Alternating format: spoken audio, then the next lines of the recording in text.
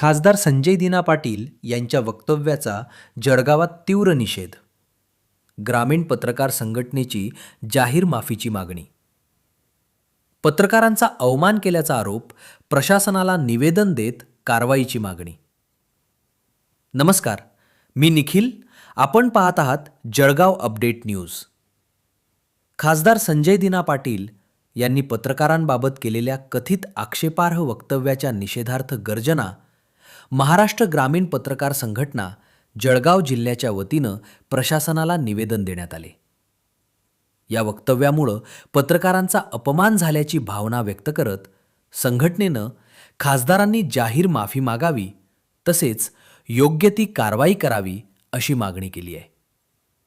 संघटनेच्या निवेदनात नमूद करण्यात आले आहे की पत्रकार हे लोकशाहीचा चौथा स्तंभ असून समाज आणि प्रशासन यांच्यातील महत्त्वाचा दुवा आहेत. अशा परिस्थितीत लोकप्रतिनिधीकडून पत्रकारांविषयी अवमानकारक भाषा वापरणं हे अत्यंत दुर्दैवी व निषेधार्ह असल्याचं संघटनेनं म्हटले आहे. यावेळी संघटनेचं संस्थापक अध्यक्ष नरेंद्र कदम, संस्थापक सचिव भगवान सोनार, जिल्हाध्यक्ष चेतन वाणी, कार्याध्यक्ष हेमंत पाटील, शहराध्यक्ष जितेंद्र कोतवाल यांच्यासह जिल्ह्यातील अनेक पत्रकार उपस्थित होते. पत्रकारांच्या सन्मान आणि सुरक्षेसाठी प्रशासनानं तातडीनं हस्तक्षेप करावा अशी मागणी निवेदनाद्वारे करण्यात आली.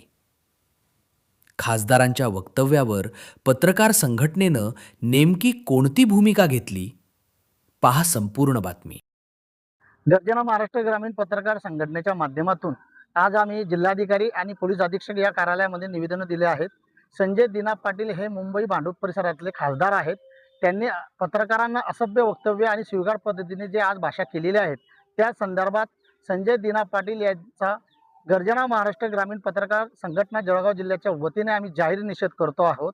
आणि संजय दिना पाटीलला एक सांगू इच्छितो की ज्या पत्रकारांना तुम्ही शिवगाळ केली आहे त्याच पत्रकारांनी तुम्हाला वरती आणलेलं आहे. त्यांनी तुमच्या बातम्या छापल्या आहेत. आज त्यांच्या जीवावर तुम्ही आज खासदार झालेले आहेत, हे लक्षात ठेवा. आणि पत्रकारांना तुम्ही असंख्य भाषेत जे वक्तव्य केले त्याची तुम्ही जाहीर माफी मागावी आणि तुमचा संघटनेच्या आमच्या गर्जना महाराष्ट्र ग्रामीण पत्रकार संघटनेच्या माध्यमातून आम्ही तुमचा जाहीर निषेध करतोय.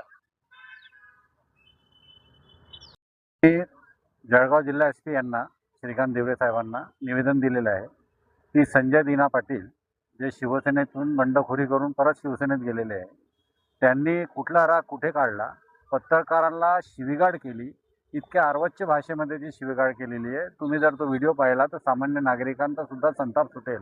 कुठेतरी इतका भयानक एक लोकशाहीला घातक असा हा विधान आहे.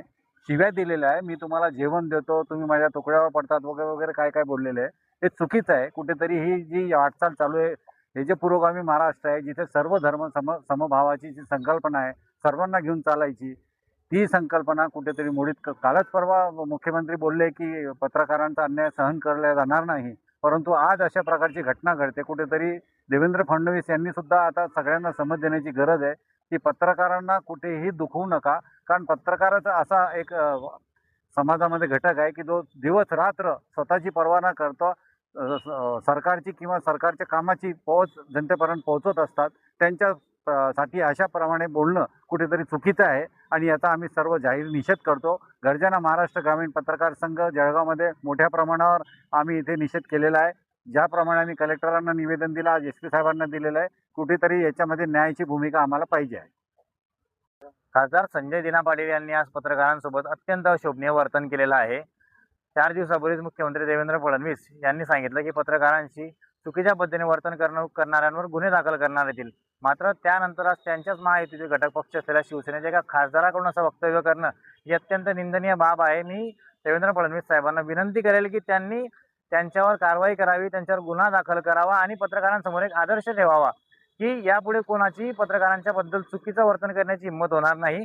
आणि एकनाथ शिंदे साहेबांनाही सांगेल की तुम्ही आपल्या पक्षात घेणाऱ्या लोकप्रतिनिधीचा कसं वागणूक आहे, काय आहे बघून त्याला प्रवेश द्यायला पाहिजे होता. आता ते शिवसेनेत आले आणि त्यांची भाषा मगरूरची होऊन गेलेली आहे.